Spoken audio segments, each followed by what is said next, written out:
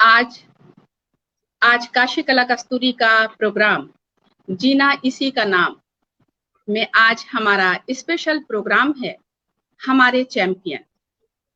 मैं सभी नाजरीन का, सभी व्यूअर्स का को आदाब पेश करती हूँ, नमस्कार। काशी कला कस्तूरी के फेसबुक पेज पर आज हमारी मेहमान है डॉक्टर शारदा दुबे जी। डॉक्टर शारदा दुबे जी, हमारे चैंपियन में आपका बहुत बहुत स्वागत, अभिनंदन और खैर मकदम है। आप सभी लोगों को मेरा नमस्कार। सभी दर्शकों को, सभी श्रोताओं को मैं नमन करती हूँ और काशी कला कस्तूरी के सभी कार्यकर्ताओं का, सभी अधिकारियों का मैं तहे दिल से शुक्रिया अदा करती हूँ कि उन्होंने आप लोगों के सामने मुझे रूबरू होने का मौका दिया। बहुत बहुत धन्यवाद।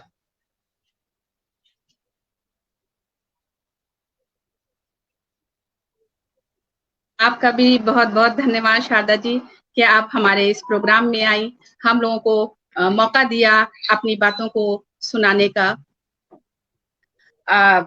आज जो हमारा ये स्पेशल प्रोग्राम है चैंपियन, हमारे चैंपियन, ये हमारा प्रोग्राम है कैंसर सर्वाइवर पर। वो सर्वाइवर जो जिंदगी की जंग लड़कर अपने सफल जीवन के रास्ते पर अब आगे बढ़ रहे हैं। तो और इसका नाम हमारे चैंपियन, जो चैंपियन नाम दिया है वो दिया है उन्होंने प्रोफेसर एच.एस. शुक्ला सर ने, जो बनारस हिंदू यूनिवर्सिटी में कैंसर विभाग के आप फाउंडर हैं। उन्होंने ही कैंसर डिपार्टमेंट वहां पे बनाया, एच.एस. शुक्ला सर ने, और ऐसे सर्वाइवर को उन्होंने हमारे चैंपियन के नाम से संबोधित किया हमारे एक प्रोग्राम में। तो तब से हम लोगों ने इस प्रोग्राम का नाम हमारे चैंपियन रखा है। वाकई में आज शारदा जी एक चैंपियन के रूप में हमारे सामने मौजूद है। कुछ बातें आगे करने से पहले मैं जरूरी समझती हूँ कि शारदा जी का के बारे में कुछ बता दें अपने व्यूअर्स को, अपने श्रोताओं को। शारदा दुबे जी केवी बीएचयू से अंग्रेजी टीचर अंग्रेजी की अध्यापिका रही हैं और वहां से रिटायरमेंट के बाद आप एक दूसरे जीवन की तरफ, आमतौर पे यही होता है कि रिटायरमेंट के बाद लोग दूसरे जीवन की तरफ चल निकलते हैं और बहुत से नहीं भी हो पाते हैं। लेकिन शारदा दुबे जी उन खुशनसीब रिटायर्ड टीचर में हैं जिन्होंने अपनी एक दूसरी नई और सफल पारी खेली। मैं साथ साथ ये भी बताते चलूं कि रिटायरमेंट के बाद आपका लगाव म्यूजिक की तरफ हुआ और आपने म्यूजिक को, आपने संगीत, जो विवाह गीत हैं, जो संस्कार गीत होते हैं, उसको एक धरोहर के रूप में समेटा है। यहाँ तक कि आपको इसके लिए उत्तर प्रदेश सरकार ने देवी सम्मान से भी सम्मानित किया है, आपको देवी अवार्ड से सम्मानित किया है। मैं व्यूअर्स को एक बार वाज़ेह तौर पे बताना चाहती हूँ कि जो संस्कार गीत होते थे, जो विवाह गीत, और विवाह गीत में आमतौर पर ये देखा जाता है जो बहुत से उसमें कस्टम्स होते हैं, बहुत से संस्कार होते हैं, बहुत से रस्म रिवाज होते हैं। उन रस्म रिवाज के जो गाने होते हैं, आज उन जो पुराने गाने जो हमारे नानी दादी जो गाया करती थी, उन गानों को आज फिल्मी गानों ने ले लिया है उनकी जगह पर। तो जब शारदा दुबे जी ने ये देखा कि वाकई में जो हमारे गाने जो नानी दादी के गाती थी और जो देहातों में या इस तरह के जगह जगह पर जो प्रोग्राम होते थे शादी ब्याह या संस्कार के, उसमें उन्होंने ये किया कि फिल्मी गानों ने जब ये ले लिया तो उन्होंने सोचा कि नहीं, मैं उन पुराने गानों को नानी दादी से लाकर फिर उसको लोगों के बीच में, जो हमारे बच्चे हैं, जो हमारे युवा हैं, उनके बीच में मैं पॉपुलर करूंगी। और यकीनन यही हुआ कि आज वो इन गानों को उन्होंने ये किया कि उसको इकट्ठा किया और उसको पिक्चराइज किया और पिक्चराइज करने के बाद यूट्यूब पे डाला। और आज इनके शारदा दुबे जी के एक एक गाने के व्यूअर्स करोड़ में हैं। 2 लाख समथिंग आपके सब्सक्राइबर हैं, शायद मैं सही कह रही हूँ। और आप वो आगे खुद भी बताएंगी कि इनके कितने सब्सक्राइबर हैं और एक से गाने उन्होंने नानी दादी के पास गांव देहात में जाकर उन्होंने लिया है। खैर, ये तो रही इनकी उपलब्धियां, लेकिन वो वक्त जो उन्होंने कैंसर से जूझा, जो वो कैंसर से जूझकर इस रास्ते पर चली हैं, ये कोई आसान नहीं था। क्योंकि एक बार जब इस चपेट में आता है, कैंसर के चपेट में, तो उसकी पूरी जिंदगी अजीरन हो जाती है, बहुत परेशानियों में गुजरती है। क्योंकि ऐसे ऐसे ड्रग होते हैं, ऐसी ऐसी दवाइयां होती हैं जो बॉडी पर बैड इफेक्ट डालते हैं, जो हमारी मानसिकता पर बैड इफेक्ट डालते हैं, हमारे जो उसको कहें कि पूरे बॉडी सिस्टम पे उसके असरात देखने को मिलते हैं। लेकिन उन्होंने उस असरात की तरफ नहीं देखा, उस नेगेटिव चीजों की तरफ नहीं देखा। एक पॉजिटिविटी के साथ आप आगे बढ़ी और आज एक सफल जीवन के रूप में हमारे साथ हैं। तो शारदा जी, मैं आपसे ये पूछना चाहूंगी कि किस तरह से जब आप रिटायर हुई हैं, उसके बाद ही मेरा ख्याल है कि आपको कैंसर की चपेट में आप आई। तो जब कैंसर की चपेट में आई, तो उस वक्त लोगों की मानसिकता ये होता है कि अब तो मैं खत्म हो जाऊंगी, अब जिंदगी मेरी नहीं बची है। ऐसे वक्त आपने कैसे अपने को संभाला, खड़ा किया और मजबूत करके इलाज के लिए चली और वहां पर आप कामयाब हुई? इसके लिए, इसके बारे में आप थोड़ा बताइए। शबनम जी, बहुत बहुत धन्यवाद। और मैं अपने दर्शकों को बताना चाहूंगी, कुछ आवाज में गूंज रही है। मैं दर्शकों को बताना चाहूंगी कि मेरी शिक्षा दीक्षा यही हुई है, वाराणसी में ही उच्च शिक्षा मेरी हुई है। ये काशी हिंदू विश्वविद्यालय से मैंने पीएचडी किया है। उसके पहले मैंने ये अपने काशी विद्यापीठ से हिंदी में और इंग्लिश में एमए किया था। और उसके पहले की शिक्षा मेरी अलग अलग जगहों पर हुई है, इसलिए क्योंकि मेरे फादर आर्मी में थे, उन्हीं के साथ घूम घूम कर मेरी शिक्षा हुई है। हायर एजुकेशन यहीं का है और सर्विस में भी कई जगह मैं घूमती रही हूँ। कलकत्ता, इलाहाबाद और वाराणसी मुख्य रहे हैं मेरे स्थान। 2009 में मैं रिटायर हुई हूँ सितंबर में। और उसके बाद मैंने सोचा कि कुछ काम करना चाहिए। गांव देहात में जाती थी तो जैसा शबनम जी ने बताया कि लोगों को देखती थी कि पुराने जो हमारे हर रस्म पर गाने गाए जा रहे वो नहीं गा रहे हैं, तो मुझे थोड़ा दुख होता था। तो मैंने सोचा कि क्यों ना ये काम मैं करूं, तो इस पर अपना ध्यान लगाना शुरू किया। और वो काम की शुरुआत मैंने की ही थी, थोड़ा आगे बढ़ी थी, तब तक मैं कैंसर की चपेट में आ गई। 2017 नवंबर की बात है, मेरा ऑपरेशन हुआ कैंसर का। ईश्वर ना करे किसी को ये दुख हो, लेकिन हो तो एकदम बहादुर सैनिक की तरफ फाइट करना चाहिए। ये मैंने जाना है अपने माता पिता से कि कोई भी चीज होती है तो उसका डट के मुकाबला करो। पहले शुरू में ही हार ना जाओ और शुरू में ही नेगेटिव मत सोचने लगो कि ये होगा वो होगा। कुछ नहीं होगा, क्योंकि ईश्वर कभी कभी परीक्षा लेते हैं कि देखें हमारा ये जो व्यक्ति है कितना सह सकता है और अपने सामने आने वाले परेशानियों को कैसे जूझ के सामना करता है। बहुत यातनाएं हुई, लेकिन जब मैं हॉस्पिटल जा रही थी तो मैंने सबसे ये कहा कि देखो मैं अपनी जिंदगी जी चुकी हूं, अब बोनस की जिंदगी है। आर या प्यार क्या होता है, आर होगा चाहे पार होगा, कोई बात नहीं, देखा जाएगा जो होगा।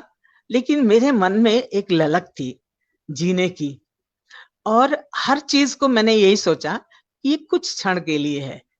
कीमो चढ़ा, बड़ी यातना हुई, फिर मैं इंतजार करती थी कि हाँ आज नहीं कल तबीयत ठीक होगी। और उसी कीमो के दौरान समझिए 2018 मेरा इतना व्यस्त बीता है, इतना व्यस्त बीता है, बीमारी भी, कीमो भी, और वो रेडिएशन भी, सब कुछ हुआ। लेकिन उसी में जब थोड़ा सा महसूस करती थी तो जा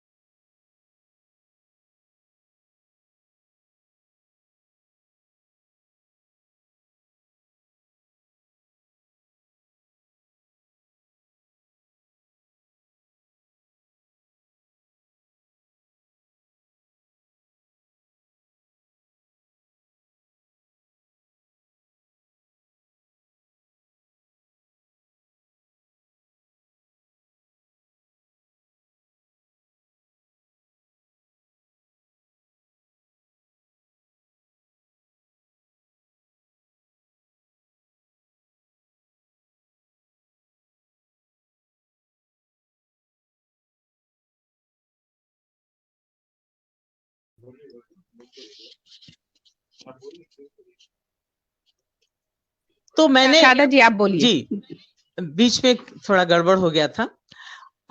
मैंने उन गीतों को अपनी आवाज देनी शुरू की और मेरे बेटे ने इसमें मेरी मदद की। उसको वीडियो बना बना के यूट्यूब पर डाला, अपना चैनल बना के लोगों ने हाथों हाथ लिया और बहुत से गानों के मिलियंस व्यूअर्स हो गए हैं इन्हीं 1.5-2 साल में। 2018 जनवरी में मेरे 1000 भी सब्सक्राइबर्स।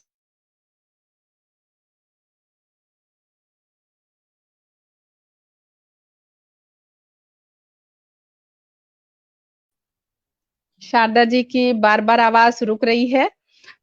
मैं दर्शकों को अपने अपने व्यूवर्स को ये बताना चाहती हूँ कि काशी कला कस्तूरी हमेशा हर साल 4 फरवरी को कैंसर डे मनाता है।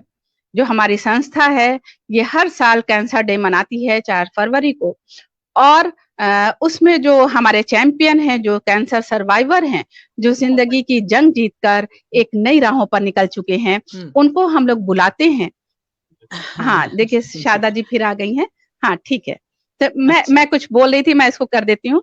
तो हम लोग उस पे बुलाते हैं लोगों को और वहाँ पर जो हमारे इस तरह के सर्वाइवर हैं, जिस तरह से शारदा देवी दुबे जी हैं और भी बहुत से सर्वाइवर हैं जो हमारे चैंपियन हैं, इनको बुलाकर हम लोग सम्मानित करते हैं। जो खास तौर पे जो इनके डॉक्टर्स हैं, कोशिश करती हूँ कि इनके डॉक्टर को भी मैं बुलाऊं और हम लोग इसमें कामयाब भी होते हैं। डॉक्टर्स को भी बुलाते हैं, उनके जरिए इन लोगों को सम्मानित हम लोग करते हैं। और ऊर्जा एक ऊर्जा का संचार होता है वहाँ पे कि नहीं इस तरह से लड़ा जा सकता है। तो और डॉक्टर्स जो होते हैं, जो विशेषज्ञ कैंसर विशेषज्ञ जो आते हैं हमारे प्रोग्राम में, वो कैंसर से किस तरह से हम लड़ें, किस तरह से हमारा विल पावर होना चाहिए, किस तरह से हमको घबराना नहीं चाहिए उस पर, और किन चीजों से हमको बचना चाहिए जिससे हम भविष्य में कैंसर से बच सकें, इस पर हम लोग पूरी चर्चा करते हैं। जी हाँ शारदा जी, आप बोलिए। जी, तो मैंने यही काम किया कि गांव-गांव जाके, मेरा गांव पड़ता है, एक गांव है बलिया में, मेरा मायका बलिया पड़ता है और वहाँ के गाने जो है ना मुझे बहुत अच्छे लगते हैं। मेरे यूट्यूब पर चैनल आप लोग जाएंगे, मेरा नाम ही टाइप करेंगे शारदा दुबे, सर्च करेंगे तो पूरे मेरे गाने आ जाएंगे। और हर अवसर के गाने हैं, जैसे कि चुमावन है, हल्दी, कोहबर, तिलक, जितनी रस्में होती हैं, ताग पाट वगैरह, हर रस्म के गाने मैंने कोशिश किया है कि मैं सजो दूं और मेरी अगली आने वाली पीढ़ी जो है उसको देखे कि हमारे पारंपरिक गीत जो हैं कितने समृद्ध हैं। हर अवसर के लिए गाने हैं और उन गानों को लोगों ने बहुत पसंद किया। इस समय मेरे 1,96,000 सब्सक्राइबर्स हैं, जो कि 2018 जनवरी में 1000 भी नहीं थे। और इसके बहुत लिए बहुत मुबारकबाद आपको इसके लिए कि इस तरह से आप पिक्चराइजेशन करके आप गानों को डाल रही हैं और लोग जो पुराने पुराने गाने हैं उनको धरोहर के रूप में आप संजो रही हैं, इसके लिए आप मुबारकबाद की हकदार हैं। जी, तो उन गानों में से मैं कुछ आप लोगों को गुनगुना के बताना चाहूंगी।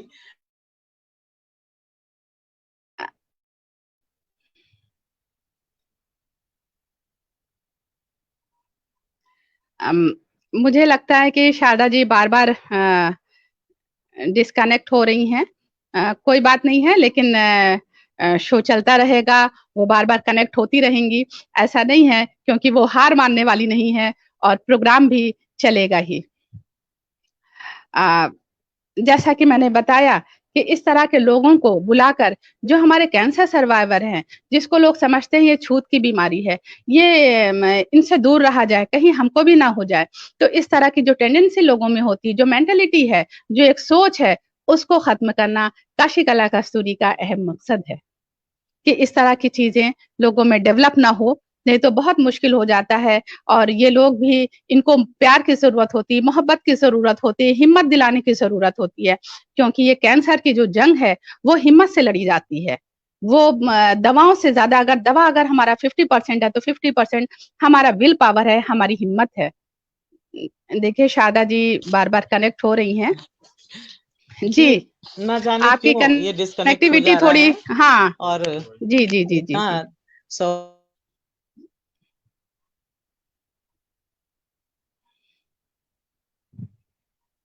बार बार डिस्कनेक्ट हो रहा है।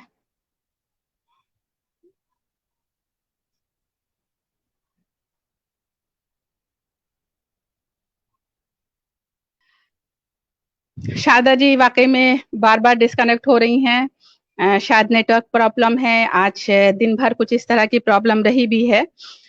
लेकिन मैं शारदा दुबे जी के बारे में आप लोगों को बताना चाहती हूँ, जो अभी वो आप सुन सकते थे, लेकिन उतने देर मैं खामोश क्यों रहूं। मैं भी सोच रही हूँ कि मैं उनके बारे में मैं कुछ बताऊं कि जिस वक्त शारदा जी का ऑपरेशन होने वाला था, आप हॉस्पिटल के बिस्तर पर थी।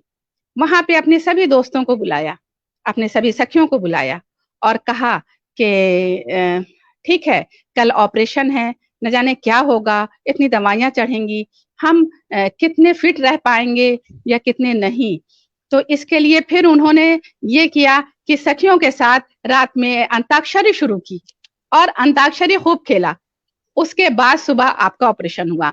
तो कहती थी नहीं, जो जो जिंदगी है उसको मैं जी लूं पहले। जो हमको अभी अभी हमको जिंदगी, अभी कल ऑपरेशन है, कल के बाद दवाइयों का सिलसिला जारी होगा और कब तक चलेगा क्या है, मैं इस तरह मैं रह पाऊंगी कि नहीं रह पाऊंगी मुझे कुछ नहीं मालूम। इसलिए आज जो जिंदगी है, आज जो वक्त है, मैं उसको जी लूं। और उसको जीना चाहा और उसको जिया भी। हाँ शारदा जी आप बोलिए। जी शबनम जी धन्यवाद। आ, मुझे एक बहुत ही विद्वान विदुषी गुरु मिली, डॉक्टर सुचरिता गुप्ता जी, जिन्होंने मुझे कुछ सुर ताल के बारे में बताया। एक वो मेरे लिए देवी हैं और एक मेरे भगवान हैं, डॉक्टर मनोज पांडे, जिन्होंने मेरा ऑपरेशन किया और हर तरह से मेरा मनोबल बढ़ाया। ये भी बता दिया कि इलाज के बाद आपका वेट बहुत तेज बढ़ेगा, इसलिए बहुत एक्सरसाइज करनी है, बहुत आपको योगा वगैरह करना है, जिम ज्वाइन कर लीजिए। हमने कहा डॉक्टर साहब मेरे घुटनों का ऑपरेशन हुआ है, जिम तो मैं नहीं ज्वाइन करूंगी, लेकिन मैं वॉक करूंगी, योगा करूंगी, कोशिश करूंगी कि मेरा वेट ना बढ़े। और उनके पहले ही जो बता देने वाली बात है, समझा देने वाली बात है, वो मेरे लिए बहुत कारगर हुई। और मैं अपने दर्शकों को, अपने श्रोताओं को ये कहना चाहूंगी कि किसी भी मुसीबत से कभी घबराना नहीं चाहिए, एकदम धैर्य पूर्वक।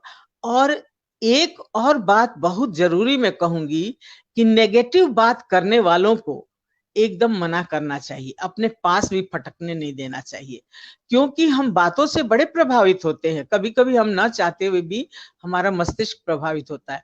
कुछ लोग आते हैं तो ये कहते हैं अरे रे रे क्या हो गया, क्या हो गया, कैसे हो गया। ये ना कह के हमें रोगियों को कहना चाहिए कि अरे कुछ नहीं हुआ, सब ठीक है, सब भगवान की इच्छा होगी, सब ठीक हो जाएगा। यही विचार हम लोग को देना चाहिए जो बीमार हो। ये मेरा एक क्योंकि संदेश है। आमतौर जी, क्योंकि आमतौर पे ये होता है कि जिसके बारे में ये हमारे समाज की एक टेंडेंसी बन गई है कि जिसको कैंसर होता है, लोग समझ लेते हैं कि अब ये क्या बचेंगी। ये एक शब्द होता है, कैंसर का सुनते ही ये लफ्ज वो एक शब्द होता है कि अब ये क्या बचेंगे। तो यकीनन समाज का भी एक बहुत बड़ा रोल होना चाहिए कैंसर पेशेंट के लिए, चैंपियन के लिए जी हमारे। जी जी जी जी जी शबनम जी, जो आप कह रही थी ना, यही बात मेरे मन में थी। मैं सोच रही थी कहीं ऐसा तो नहीं है कि ऑपरेशन होगा उसी में मैं खत्म हो जाऊंगी। अच्छा चलो, कल ऑपरेशन है ना, आज खूब अपने दोस्त मित्रों को बुला के अंताक्षरी खेल लेते हैं। अपने गुरु माँ की जो शिक्षा दी हुई है, संगीत को ही जीवन बनाओ, संगीत में खो जाओ, तो उस पर कुछ अमल कर ले। खूब अंताक्षरी खेली, आधी रात तक अंताक्षरी खेली, फिर देखा जाएगा कल जो हो।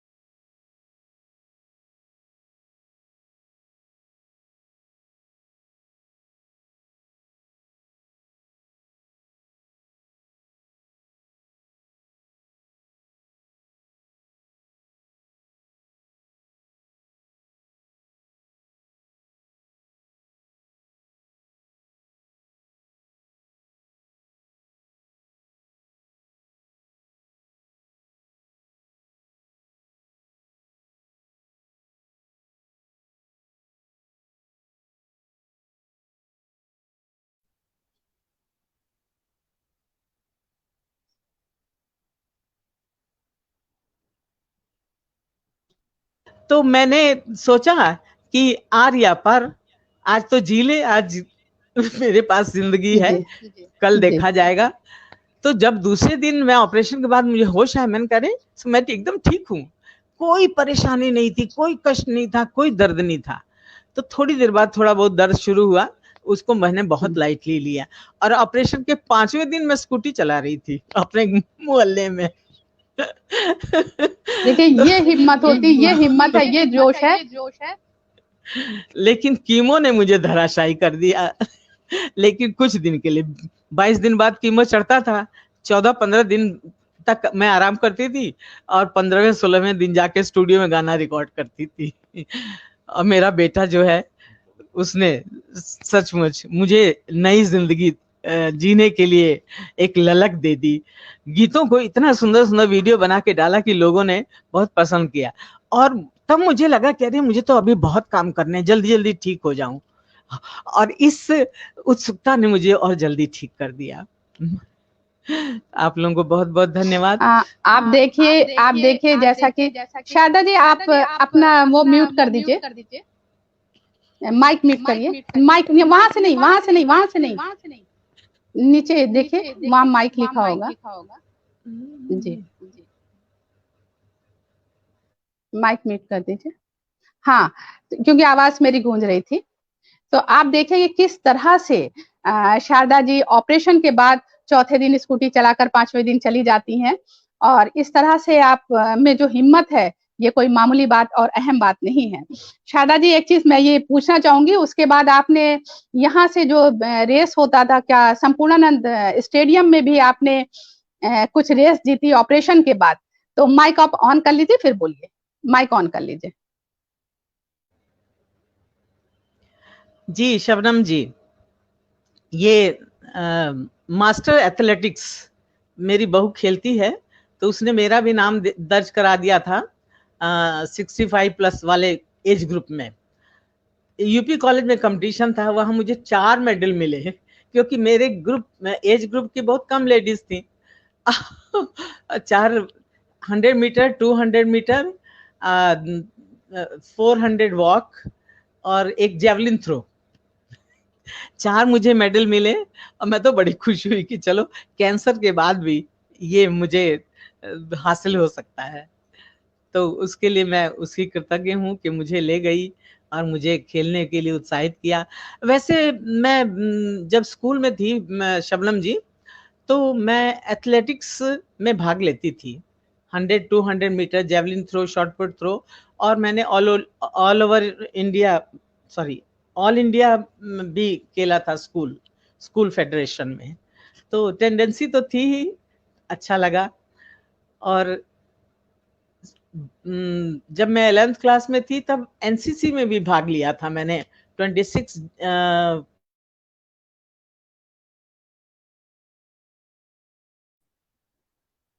आरडीसी कैंप में, आप एनसीसी की बहुत अच्छी कैडेट रही हैं। हाँ शबनम जी, तो और मैं क्या बताऊं आप लोगों को, बस यही आप लोगों से कहूंगी कि कभी नेगेटिव ना सोचें। हमेशा किसी भी बीमारी को ऐसा ना सोचे कि अब बीमारी हो गई तो हम खत्म ही हो जाएंगे।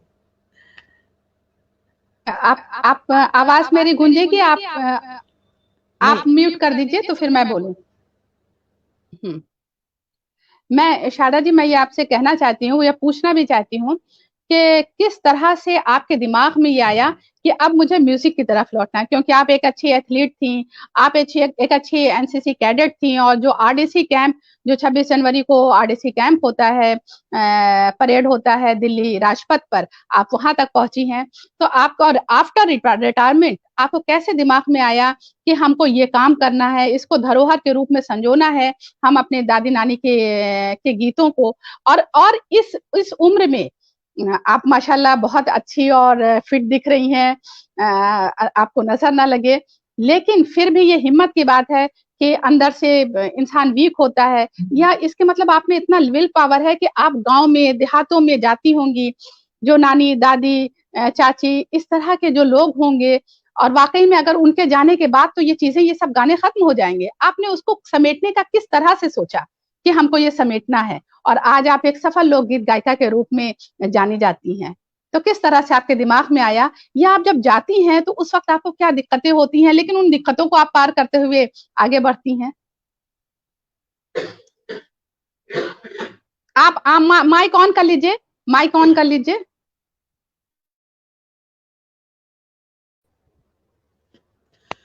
शबनम जी, मैं बताना चाहूंगी कि म्यूजिक का तो मुझे बचपन से ही शौक था, संगीत में रुचि थी, लेकिन समय ने मुझे अवसर नहीं दिया इस क्षेत्र में आगे निकलने के लिए। तो जब मैं रिटायर हुई तब मैंने सोचा कि कुछ करना चाहिए, और जब मैं शादियों में गई गांव देहात में अटेंड किया तो मैंने देखा कि हर रस्म के गाने ये लोग नहीं गा रहे हैं। जो बड़ी बूढ़ी हैं वो भी एक लाइन गा के चुप हो जा रही हैं, एक गाने का एक लाइन, एक गाने का एक लाइन, एक गाने का एक, ऐसे गा गा के चुप हो जा रही हैं। तो मुझे थोड़ा सा खला, मैंने कहा इतनी सुंदर धरोहर और ये यूं ही चला जाएगा, हमारी आने वाली जनरेशन को कुछ पता भी नहीं चलेगा कि हमारे पूर्वज कितने सुंदर सुंदर गीत गाया करते थे और हर अवसर पर गीत गाया करते थे। तो मैंने फिर तभी मैंने शुरू किया ये अपने गीतों को इकट्ठा करना और इकट्ठा करके अपनी आवाज में इनको सजोना और फिर वीडियो बनवा के यूट्यूब पर डालना। तो ये यात्रा मेरी इसी तरह शुरू हुई और आप सभी का बहुत प्यार मिला, बहुत अपनत्व मिला, बहुत गीतों को सम्मान मिला, और मेरे गीत अपने प्रांत ही में ही नहीं, यूपी बिहार में ही नहीं, पूरे देश में और पूरी दुनिया में जहाँ जहाँ हमारे उत्तर प्रदेश बिहार के भोजपुरी बेल्ट के लोग हैं वो सुन रहे हैं और कमेंट करते हैं और बड़े खुश होते हैं कि हम लोग को इतने अच्छे अच्छे गाने जो हम लोगों ने बचपन में कभी सुना था। इस तरह आप लोग मेरे चैनल को देखेंगे तो इस तरह के कमेंट भी आप लोग पढ़ेंगे कि लोगों ने किए हैं। जी जी हाँ, उसको आप वो कर दीजिए, म्यूट कर दीजिए मैम, आप म्यूट कर दीजिए क्योंकि मेरी आवाज फिर गूंजेगी। आप इसको म्यूट कर दीजिए, म्यूट कर दीजिए वरना आवाज गूंजेगी। अच्छा, बार बार वो डिस्कनेक्ट भी हो रही हैं। मैं पूछना चाह रही थी इनसे, लेकिन देखिए फिर आप वो मेरी आवाज नहीं सुन पाएंगी कि किस तरह से उन्होंने जो ये गाने को इन्होंने लिया है और कौन कौन गाने, और इस तरह से मैं पूछना चाह रही थी कि अलग अलग रस्मों पर किस तरह के आप गाने गाती हैं। तो अभी हम लोग सुनेंगे आपसे गाने भी इनके। अब कनेक्टिविटी बहुत ही पुअर है इनकी, सुनना चाहेंगे इनके गानों को भी, लेकिन देखिए ये हिम्मत की बात है, ये बहुत ही हिम्मत की बात है कि किस तरह से, और आज भी ये स्कूटी चला के या अगर ड्राइवर नहीं है तो खुद ही जाना और जाकर गाने को कलेक्ट करना, उसको स्वरबद्ध करना, उसकी धुन बनाना और उसको फिर पिक्चराइज करना, और पिक्चराइज में आप खुद ही, कुछ सखियां हैं उनके साथ आप खुद ही कुछ उसी तरह का एक्ट करते हुए, कुछ डांस करते हुए उस तरह की ये चीजें करती हैं। यही वजह है कि आपके इतने इतने व्यूवर्स हैं यहाँ पे। शारदा चुबे जी फिर कनेक्ट हो जाती तो हम लोग उनके गानों को भी सुनते। इसी को बोलते हैं कि हिम्मत और हौसला हमेशा बनाए रखना चाहिए, क्योंकि अगर हिम्मत और हौसले में कमी आएगी तो यकीनन हम टूट जाएंगे। अच्छा शारदा मैम, आप उसको म्यूट करिए,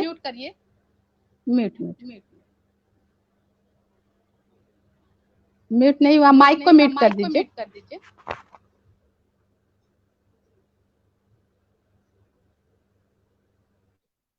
हाँ जी, शारदा मैम आपसे मैं ये पूछना चाहती हूँ कि किस तरह से जो अलग अलग तरह के जो गाने हैं, आप उसको एक बार हमारे व्यूवर्स को, हमारे दर्शकों को बता, क्योंकि बहुत से ऐसे रस्में हैं जिसके गाने कोई गाते ही नहीं है लोग, क्योंकि फिल्मों में भी नहीं, अगर फिल्मी वाले गाने कुछ ही रस्म तक चलते हैं, बाकी रस्मों में नहीं चल पाते हैं।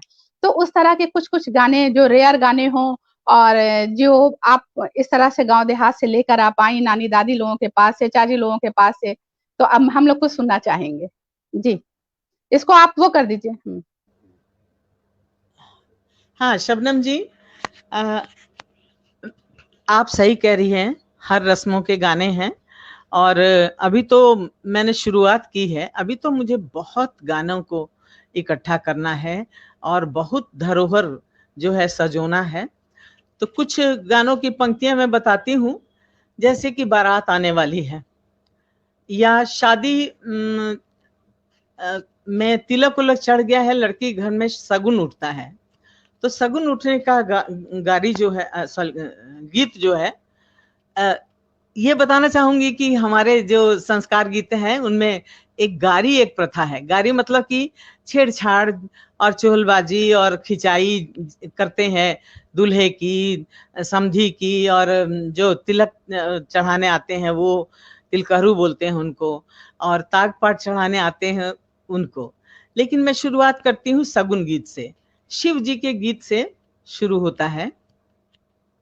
एक बहुत ही पुराना गीत है, मैं उसकी कुछ लाइनें केवल बताती हूँ, उसमें लंबी कहानी है लेकिन कुछ लाइनें मैं बताती हूँ। गाई के गोबरे महादेव अंगना लिपाई, गजमतिया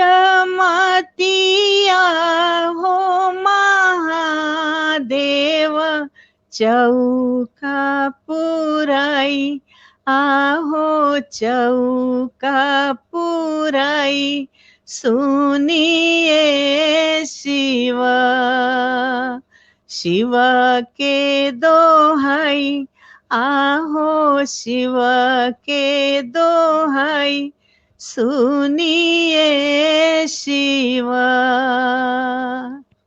एक सगुन का गीत है, सगुन उठता है, अर्थात शादी में गाने बजाने जब शुरू होता है उसका है।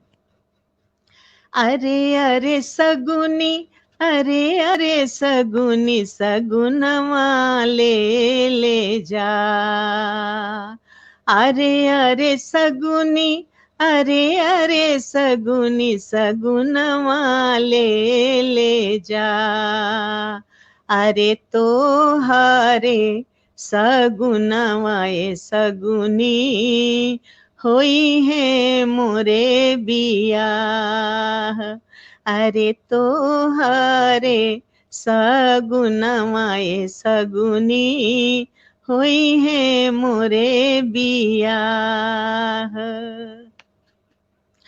एक जब बारात आती है दरवाजे पर, उसका गाना गाते हैं। पुराने जमाने में हाथी घोड़ा सवाया करते थे बारात में, तो ये कहा जा रहा है कि अपना दरवाजा साफ कर लो और बारात आने वाली है। आपन खोरिया बाहरी नायापना बाबा, आवेले दुल्हा दामाद हो, आवेले दुल्हा दामाद हो, बैठ के मांगे ले लाला गलैचा, लड़ने के मांगे मैदान हो। अब देखिए चुमावन है, हल्दी है, और मंडप जो बनाते हैं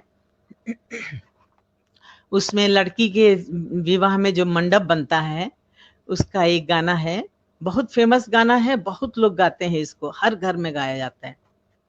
हरे हरे हरे बाबा बसवा कटैया, हरे हरे हरे बाबा बसवा कटैया, ऊंचे ऊंचे मड़वा छवैया हो, ऊंचे ऊंचे मड़वा छवैया हो, ऊंचे ऊंच मड़वा तर बैठी हो बाबा, ऊंचे ऊंच मड़वा तर बैठी हो बाबा, सजन लोग छेकले दुआर हो, सजन लोग छेकले दुआर हो, हरे हरे हरे चाचा पसवा कटैया। इसी तरह सबसे कहा आग्रह किया जाता है। हमारे शादी विवाह में हर लड़की सीता है, हर लड़का जो है राम है। जब शादी लगती है तो एक गीत रामचंद्र जी और सीता का इस प्रकार है।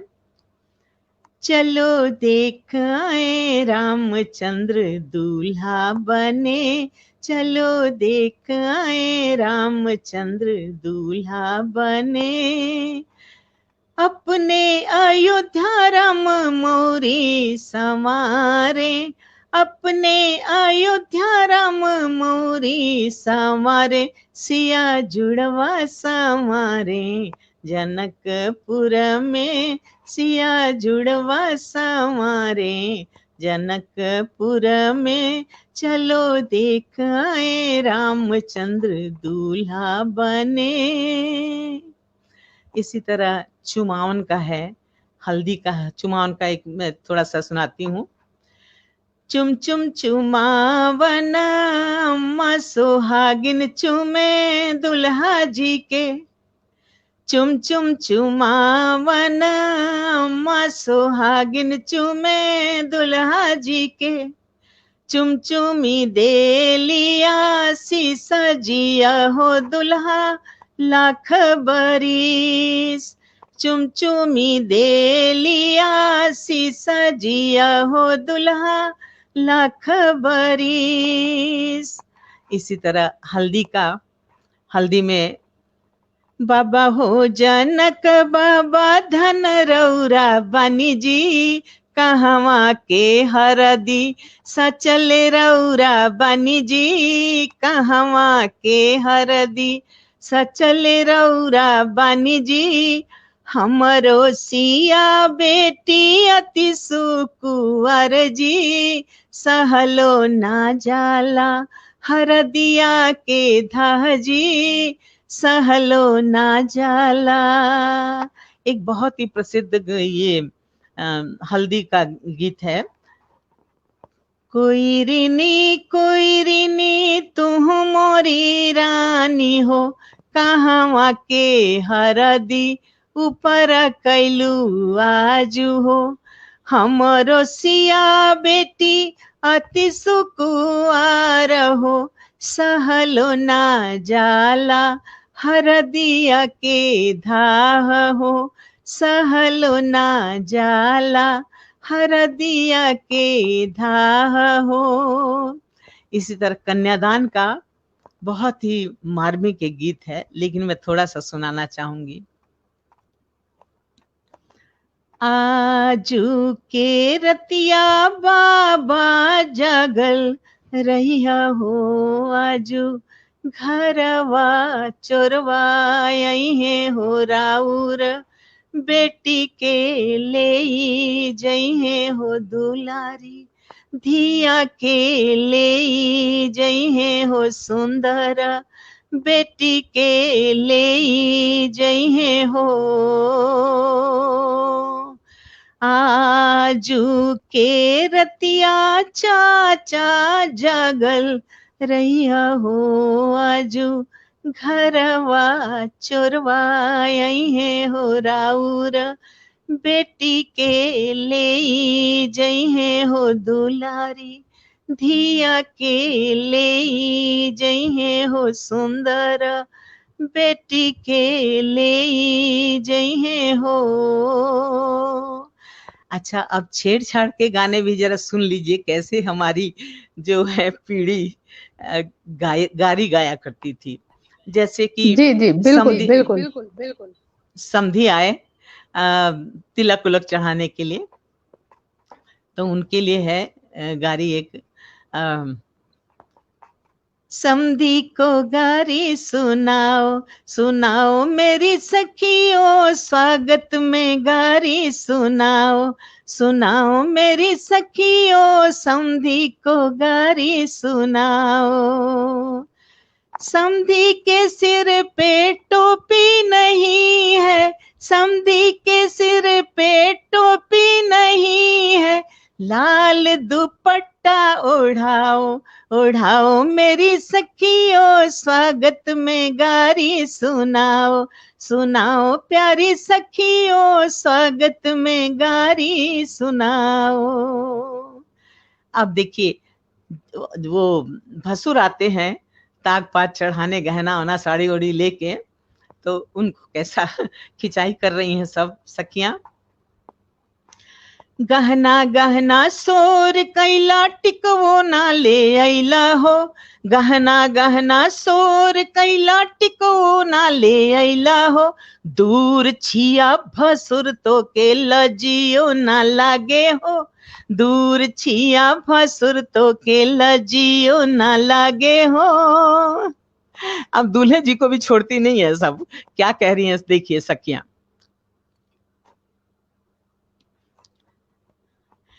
तोहरा के दिखनी दुल्हा बकरी चरावत हो, तोहरा के दिखनी दुल्हा बकरी चरावत हो, कैसे कैसे अइला दुल्हा बाबा के पसंद हो, कैसे कैसे अइला दुल्हा बाबा के अखिया लागल रहे मधुमक्खिया हो, बाबा के अखिया लागल रहे मधुमक्खिया हो, ओही आँखी कैले बाबा दुल्हा पसंद हो, ओही आँखी कैले बाबा।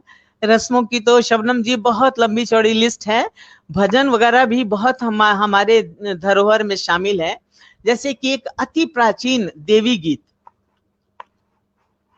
थोड़ा सा सुनाती हूँ, अगर आप आज्ञा दें तो। बिल्कुल बिल्कुल बिल्कुल बिल्कुल।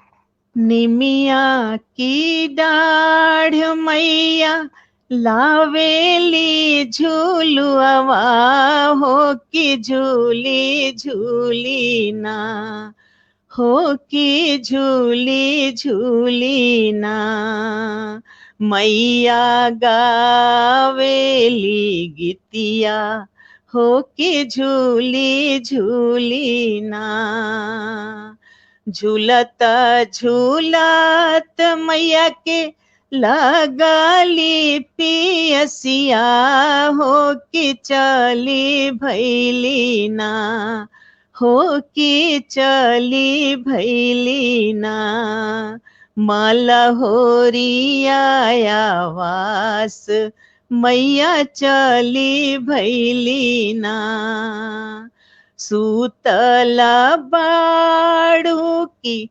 जागल मालिनिया हो कि बूंदा कना, हो कि बूंदा कना, मोही के पानिया पियावा मालिन बूंदा कना। बहुत लंबी कहानी है ये।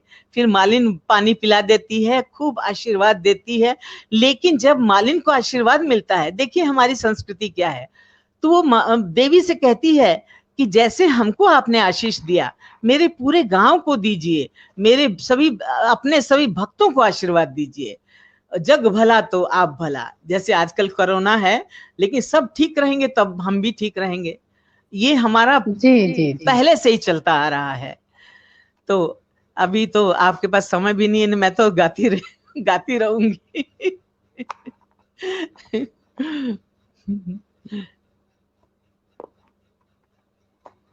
हाँ शबनम जी। शारदा जी आप थोड़ा उसको म्यूट करिए अपना माइक। अच्छा। शारदा जी बहुत ही खूबसूरत और बहुत ही अच्छे अंदाज से आप अभी जो गीत, जो वाकई में ये हमारे देश, हमारे प्रदेश नहीं बल्कि हमारे ये देश की, हिंदुस्तान की धरोहर है, क्योंकि हम लोग गांव में जीते हैं और गांव ही हमारी संस्कृति है, गांव हमारी सभ्यता है, और आज हम अपनी संस्कृति से, अपनी सभ्यता से, अपनी जड़ों से हम दूर हो रहे हैं। तो यकीनन ये अपनी जड़ों से जोड़ने के लिए आपका एक बहुत ही सराहनीय प्रयास है, और इसके लिए हम सब आपको मुबारकबाद देते हैं, और आपको भगवान इसी तरह स्वस्थ रखे, अच्छा रखे, और आप में वो जोश दे, वो उमंग दे, जैसा कि आप अभी दिख रही हैं, और हमेशा आप इसी उमंग के साथ, इसी जोश के साथ आगे बढ़ती रहें। अच्छा, एक चीज मैं ये पूछना चाहती हूँ कि आप किस जगह, आप कहाँ पे सीखती हैं? आप जैसे आपने कहा कि आपको शौक जरूर था संगीत का, लेकिन संगीत का शौक होने के बाद भी एक गुरु की जरूरत पड़ती है। तो आपने अपने गुरु का नाम बताया और आपकी गुरु भी आपको लगातार देख रही हैं, सुन रही हैं। तो आप किस तरह से, आपको कैसे पता चला कि हमको कहाँ पे जाके सीखना है और किस संस्था में सीखना है? हालांकि बनारस तो संगीत का गढ़ है और यहाँ पर गली-गली में संगीत सिखाने वाले, शिक्षा देने वाले गली-गली में हैं। तो ऐसे में ढूँढना कि हम किस गुरु के पास जाएँ और वो गुरु हमारा हर तरह से वो साथ दे, वो हमको समझ सके, हमारे साथ आगे बढ़ सके, जब भी ज़रूरत हो वो हमारे लिए खड़ा रहे। किस तरह से आपने ये समझा और वो सोचा कि हमको फला जगह जाके सीखना है? और ये कौन-सी संस्था है, क्या है? आप इसके बारे में थोड़ा बताइए। जी शबनम जी, जी। ऐसा है कि मैं शहीद उद्यान में टहलने जाती थी। अच्छा। थोड़ा सा मेरा नी रिप्लेसमेंट 2010 में हुआ था, तो 2012 की शायद ये बात है। तो मैं टहलने जाती थी, तो वहां महिलाएं आती थी शाम को टहलने के लिए। तो एक दिन ऐसे ही गीत संगीत उन लोगों में हो रहा था, तो मुझे भी शौक था, मैं भी बैठ के कुछ भजन मैंने गाया, 1-2 भजन। बड़ी खुश हुई वो लोग, तो कहने लगी कि आप संगीत में आपने क्यों नहीं किया, ये नहीं किया। मैंने कहा मुझे तो कोई गुरु ही नहीं मिला सीखने के लिए आज तक, मैं तो तरसती रह गई कि मुझे कोई गुरु मिले। तो उन्होंने कहा एक सविता माहेश्वरी जी हैं और उनकी और 1-2 सहेलियां थी जो कि हमारी गुरु डॉक्टर सुचरिता गुप्ता जी की शिष्याएं थी। पहले वर्ष का बैच सब तक का चल रहा था। तो उन्होंने कहा कि अरे आप वहां क्यों नहीं ज्वाइन कर लेती, मैडम सिखाती हैं। हम कहा हमको सिखा देंगे मैडम? कहा हाँ, हम लोग जाते हैं सीखने के लिए, हर उम्र की लेडीज जाती हैं। तो मैंने कहा इससे अच्छा क्या होगा, ये तो मेरा सौभाग्य है कि मुझे ये जानने को मिला कि मैं भी सीख सकती हूँ। तो मैं दूसरे दिन ही गई और जाके प्रणाम किया मैम को और बताया कि मैं भी सीखना चाहती हूँ मैम। तो कह कि हाँ आइए, इतने इतने प्यार से उन्होंने स्वागत किया। मैं तो दंग रह गई देख के कि हमारे जैसे ही महिलाएं जो थी, जो कि अवसर नहीं पा सकी थी, वो सीख रही थी। मैडम मतलब ये विदुषी सुचरिता गुप्ता जी की आप बात कर रही हैं? जी जी, विदुषी सुचरिता गुप्ता जी की मैं बात कर रही हूँ। और वो तो समझ लीजिए कि इतना प्यार बांटती हैं, इतना दुलार से समझाती हैं, क्या बड़े क्या छोटे सबको अपना बच्चा समझती हैं। तो मेरे बच्चे करती हैं और इतने प्यार से समझाती हैं, सिखाती हैं। क्लासिकल के साथ साथ जो भी मौसम होता है, मौसमी गीत बहुत प्यार से सिखाती हैं। जैसे कि सावन में कजरी सिखाएंगी, होली में फाग और होरी सिखाएंगी, चैत में चैती सिखाएंगी, और फिर उसके बाद जब जन्मोत्सव वगैरह आता है, कृष्ण जन्माष्टमी, उसमें सोहर सिखाती हैं। और जब ये गणेश चतुर्थी आती है तो उसमें गणेश उत्सव के गाने खूब प्रोग्राम भी करवाती हैं। जगह जगह हम लोग को ले जाके हम लोग को अवसर देती हैं कि हम लोग अपनी प्रस्तुति दें। दुर्गा पूजा में पंडाल में जाके हम लोग गाते हैं अपने गुरु माँ के चरणों की कृपा से, उनकी आशीर्वाद की कृपा से वो सिखाती हैं। 1-1 महीना प्रैक्टिस करवाती हैं और ले जाके गवाती हैं। तो उससे मुझे थोड़ा सुर और ताल का ज्ञान हुआ। पहले तो फिल्मी गाने बहुत गाया करती थी और गांव में जाती थी तो अपनी दादी नानी के साथ साथ आऊं करके जो भी आता था गा लेती थी। लेकिन फिर मैंने रिकॉल किया पूरे गाने को, कितने गाने, 50 गाने तो मुझे बचपन की याद आ गए और उनको सुर मिलने लगा। और उन गानों की मैंने कहीं प्रैक्टिस नहीं की, बस गांव का सुना हुआ गाना सुना और गा दिया, कहीं कोई प्रैक्टिस नहीं की। अब प्रैक्टिस तब करते हैं जब हमारी गुरु माँ करवाती हैं, कहीं ले जाना होता है प्रेजेंटेशन के लिए। फिल्मी गानों का भी प्रोग्राम उन्होंने कराया था बनारस क्लब में 2-2 बार। और ये जो देवी गीत का, कितने सारे देवी गीत का उन्होंने प्रोग्राम कराया। और ये गणेश उत्सव का कई घरों में जाके हम लोगों ने आपस में ही किया है। तो वो उन्होंने जो हम लोग को उत्साहित किया, हम लोग का मनोबल बढ़ाया है, उससे हम लोग सोचते हैं कि हम लोग सब कुछ कर सकते हैं। अब उन्होंने जो हम लोग को गवा दिया है जगह जगह पर, तो एकदम जैसे संकोच वाली बात अब नहीं रही है। तो मैं तो इतनी समझ लीजिए कि खुश हूं अपनी गुरु माँ के, विदुषी डॉक्टर सुचरिता गुप्ता मैम को पाके, कि मैं पूरी जिंदगी कोई गुरु मुझे नहीं मिला था। मैं जब प्रणाम करती हूँ, मैंने पहली बार ही कहा था, माँ हमको कोई गुरु अभी तक नहीं मिला है, मैं तो धन्य हो गई आपको पाके। तो सचमुच मैं बहुत धन्य हूँ, और उन्हीं की कृपा से सब कुछ हो रहा है मेरा। जो भी मैं गाने गा रही हूँ उन्हीं को याद करती हूँ कि कैसे वो आखिर का शब्द बोलती हैं, कैसे क्या करती हैं, और उन्हीं को सोच सोच के मैं गाती हूँ कि वो अगर वो रहती तो मुझे कैसे ये गवाती, क्या सुधार करती। तो क्योंकि वो इतनी व्यस्त रहती हैं कि हर गीत के लिए तो प्रैक्टिस नहीं ना करा सकते, लेकिन वो मेरे जैसे एकलव्य के लिए सामने गुरुजी रहते थे, मेरे सामने वो रहती हैं और मैं अभ्यास करती हूँ। बहुत बहुत आभार। मैं धन्य हुई अपनी गुरु डॉक्टर सुचरिता गुप्ता मैम को पाके। सचमुच वो विदुषी हैं और बहुत ही दयावान है, बहुत ही कोमल हृदय की हैं, और जितनी मैं तारीफ करूं उतना कम है अपने गुरु की। शबनम जी, आप इसको म्यूट कर दीजिएगा। यकीनन मैं अपने दर्शकों से ये कहना चाहती हूँ कि जैसा कि बातों बातों में ही पता चला कि शारदा दुबे जी का नी रिप्लेसमेंट भी हुआ है, बावजूद इसके इनके हिम्मत को और हौसले को सैल्यूट है कि वहां पे जाती हैं संपूर्णानंद स्टेडियम में और स्पोर्ट्स में आकर वो जाकर प्राइज भी जीतती हैं।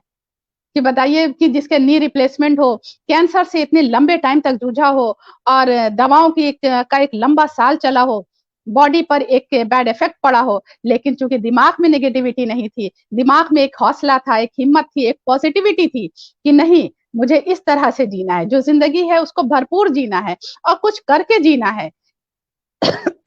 एक्चुअली ये है कि कभी-कभी लोग जीते जरूर हैं लेकिन अपने लिए जीते हैं, लेकिन ये कुछ करके जी रही हैं, समाज को कुछ देकर जो जी रही हैं, हमको अपने जड़ों से जोड़कर जी रही हैं, ये बहुत बड़ी बात है। और जिस तरह से आप हिम्मत और हौसले से आपने काम लिया, तो आप जो कैंसर सर्वाइवर है, जो कैंसर पेशेंट है, आप उनके लिए क्या कहना चाहेंगे?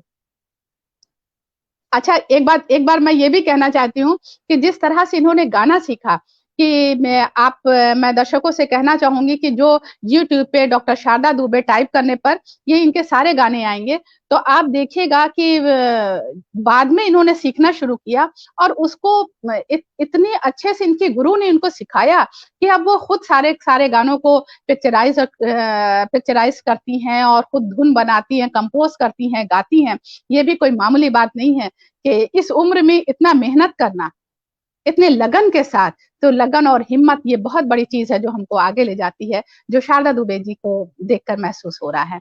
तो आप कैंसर जो पेशेंट है, आप उनके लिए क्या कहना चाहती हैं, जो कैंसर से भी जूझ रहे हैं? आपकी बातें उनके लिए हौसले का काम करेंगी, आपकी बातें उनको हिम्मत का काम देगी, आपकी बातें उन जो कैंसर से जो जूझ रहे हैं उनके लिए दवाओं का काम करेंगी। तो आप उनके लिए कुछ बात बोलिए।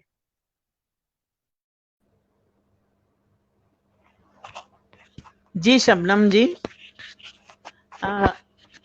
मैं उन लोगों के लिए ये कहना चाहूंगी कि कभी भी वो हिम्मत ना हारे, हर परिस्थिति में अपने को एकदम मजबूती के साथ समझाते रहें कि मुझे जीना है, मुझे समय के साथ युद्ध करना है, अगर मेरा विपरीत समय चल रहा है तो उसको हराना है, मुझे एकदम सक्षम भविष्य बनाना है और उत्साहित होकर जीना है। जीना ही नहीं है, काम करना है।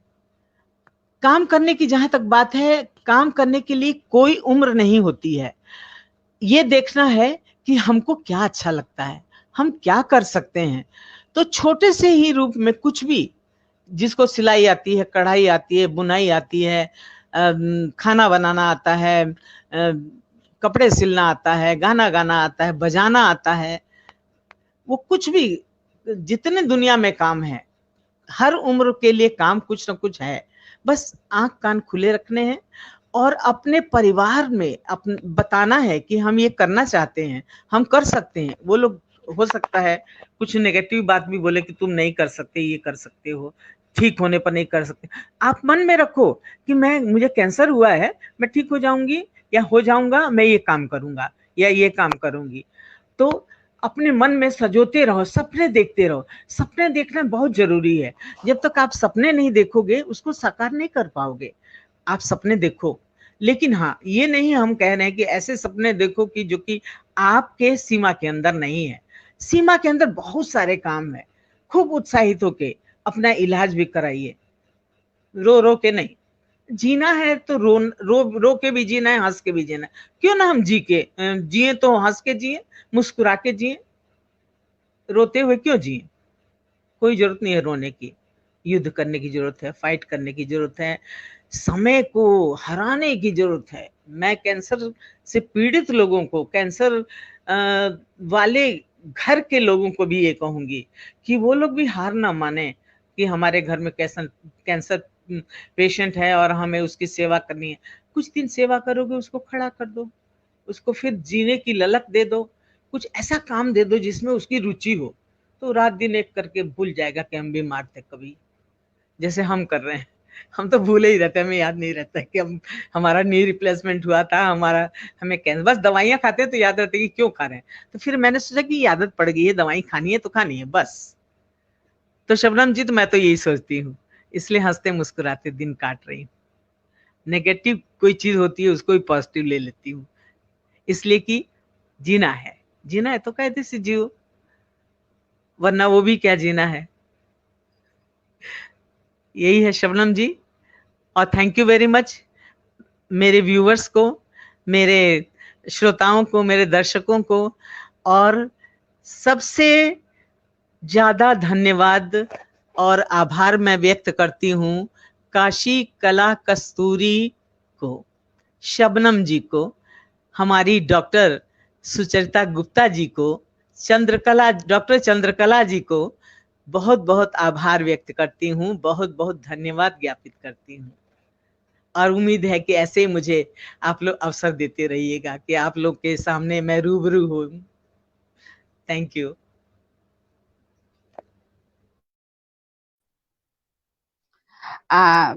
वाकई में अभी हम लोग सुन रहे थे डॉक्टर शारदा दुबे जी को।